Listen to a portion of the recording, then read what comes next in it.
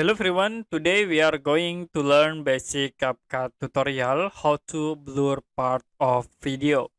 So for example, I will insert this video and then you can set for a blur effect. You can click this effect button and then I will use this blur. You can insert into the timeline. I will increase to all times in this video. Next, you can insert again the video, the top of blur. And then you can select this video, go to match tools, and then you can click add match. I will use this rectangle,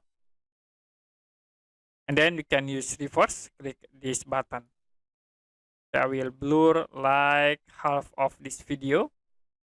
Then move here,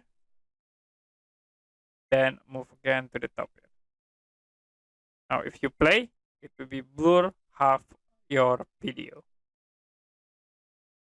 Okay, that's it for a basic CapCut tutorial how to blur part of video. If you have any question about tutorial, you can comment below this video.